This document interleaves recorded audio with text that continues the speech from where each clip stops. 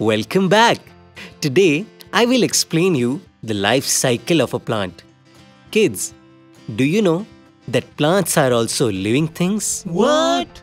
Yes, they grow from seeds and need water, sunlight, air, and soil to survive. Come, I will take you to my garden and explain to you more about it. Look at these seeds. So, the life cycle of a plant begins with a seed. It is a very tiny part of plant that contains the baby plant inside. Seeds can be of different shapes, sizes, and colors. Some seeds are very small, like poppy seeds, and some are very big, like coconut seeds. Have you seen seeds inside the fruits? Kids, seeds can be seen inside apples, oranges, and watermelons, melons, etc. So let's see what happens in the next step, which is germination. It is the process of a seed sprouting into a new plant. For germination to happen, seed needs 4 things: water, oxygen, warmth, and a good location. When a seed gets enough water, it absorbs it and swells up. The water activates the baby plant inside the seed and makes it start growing. The baby plant breaks through seed coat and sends out a root and a shoot. The root grows down into the soil to get more water and minerals. The shoot grows up towards the sunlight and develops leaves. Then comes seedling, which is a young plant that has just sprouted from a seed. The seedling has a root, a stem, and leaves. The root helps the plant anchor to the soil and absorb water and nutrients. The stem helps the plant stand upright and transport water and food. The leaves help the plant make its own food by using sunlight, water, and carbon dioxide in a process called photosynthesis. It produces oxygen and sugar for the plant to use.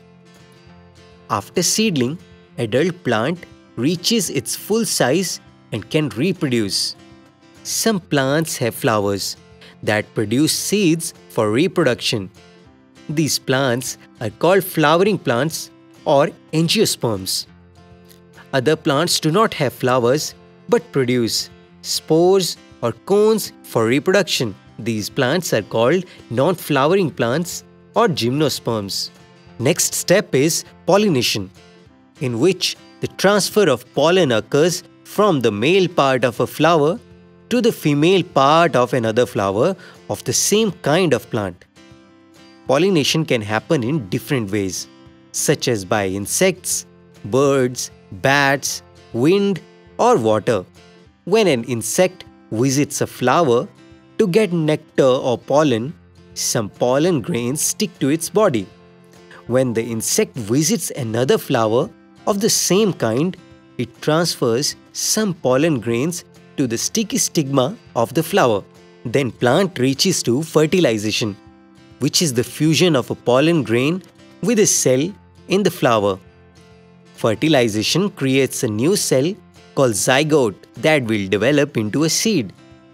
Fertilization can only happen between flowers of the same kind of plant.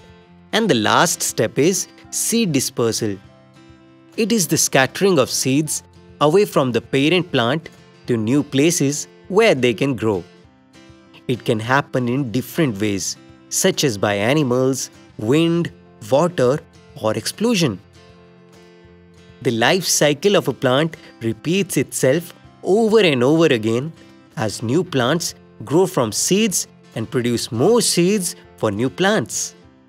Plants are amazing living things that provide us with oxygen, food, medicine, clothing, shelter, and beauty.